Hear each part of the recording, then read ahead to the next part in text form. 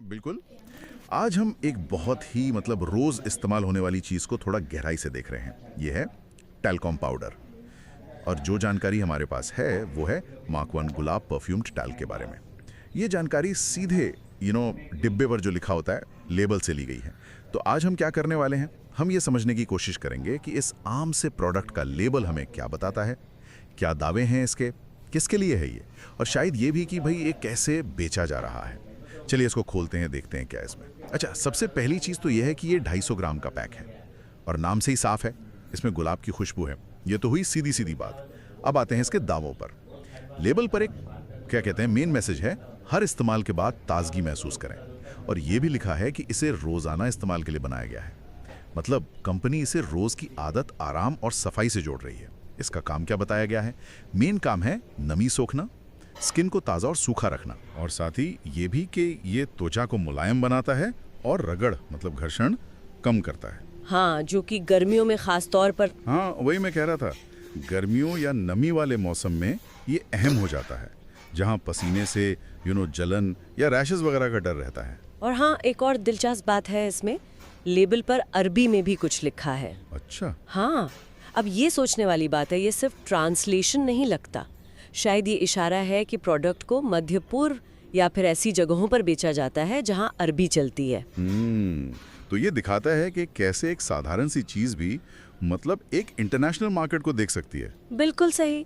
और इसमें देखिए, खास बात यह है कि ये टैल्कम पाउडर के जो बहुत पुराने पारंपरिक इस्तेमाल है उन्हीं पर जोर दे रहा है, जैसे नमी सोखना और एक अच्छी सी खुशबू देना। हाँ, बेसिक चीजें। हाँ बिल्कुल, रोजमर्रा की जो पर्सनल हाइजीन है और आराम की जो जरूरत है उसमें ये एक तरह से फिट बैठता है।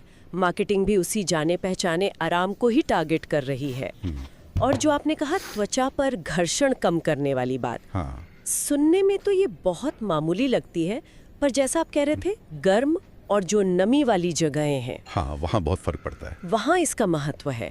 पसीना, कपड़ों की रगड़, उससे बचाने में इसकी भूमिका हो सकती है। तो ये सिर्फ एक कॉस्मेटिक चीज नहीं है, ये एक प्रैक्टिकल जरूरत भी बन जाती है कई बार। और अगर हम इसको थोड़ा बड़े पैमाने पर देखें तो ये जो कई भाषाओं में लेबलिंग है, ये सिर्फ सुविधा के लिए नहीं है, ये असल में बताता है कि कंपनी अपने बाजार को फैला रही है। अच्छा। वो अलग अलग भाषा बोलने वाले कस्टमर ग्रुप्स तक पहुंचना चाह रही है, शायद रीजनल लेवल पे या ग्लोबल लेवल पर। अच्छा। ये आजकल आम प्रोडक्ट्स में भी दिखता है, ये एक ग्लोबल स्ट्रैटेजी है कह सकते हैं। तो ये सिर्फ एक पाउडर नहीं है, ये एक तरह से एक ग्लोबल प्रोडक्ट बनने की राह पर है, चाहे छोटे स्केल पर ही सही। लेकिन इस सारी जानकारी के बीच क्या कुछ ऐसा भी है जो ये लेबल हमें नहीं बता रहा? हाँ, और यहीं पर एक बहुत अहम सवाल आता है। देखिए, स्रोत यानी कि लेबल ये तो बता रहा है कि प्रोडक्ट करता क्या है, लेकिन ये नहीं बता रहा कि इसमें डाला क्या गया है। अच्छा, इंग्रेडिएंट्स? हाँ, सामग्री यानी इंग्रेडिएंट्स की लिस्ट नहीं है, और साथ ही इसके कोई साइड इफेक्ट्स हो सकते हैं या नहीं, इसका भी कोई जिक्र नहीं है। और देखिए, कोई भी प्रोडक्ट जो स्किन पर लगता है उसके लिए ये जानकारी तो बहुत जरूरी होती है ना। तो इसका मतलब ये हुआ कि भाई इस लेबल को देखकर जो इस्तेमाल कर रहा है वो पूरी तरह सोच समझकर फैसला नहीं ले सकता। उनको बस कंपनी के दावों पर ही यकीन करना होगा, बिना ये जाने कि जो चीज वो लगा रहे हैं उसमें असल में है क्या। बिल्कुल सही कहा आपने, ये एक तरह का इंफॉर्मेशन गैप है, सूचना की कमी है। वादा तो मिल रहा है ताजगी का, खुशबू का, लेकिन प्रोडक्ट बना कैसे है, सेफ है या नहीं, इस बारे में पूरी जानकारी नहीं मिल रही। तो चलिए इसको समेटते हैं। कुल मिलाकर क्या समझ आया? मार्क वन रोज टाल्क एक खुशबू वाला पाउडर है। दावा है कि ये स्किन को फ्रेश रखता है, नमी सोखता है, आराम देता है। सलाह दी गई है कि रोज नहाने के बाद या जहां पसीना आता है वहां लगाएं। इसकी मल्टीलिंगुअल पैकेजिंग, कई भाषाओं वाली पैकेजिंग, इशारा करती है कि ये बड़े बाजार में बिकता है। लेकिन एक बड़ी कमी है कि इसमें क्या सामग्री है वो नहीं बताया गया। और हाँ, जाते जाते एक सवाल छोड़ जाते हैं सोचने के लिए। जब हम रोजमर्रा के ऐसे साधारण से दिखने वाले उत्पाद खरीदते हैं तो हम असल में क्या देख रहे होते हैं?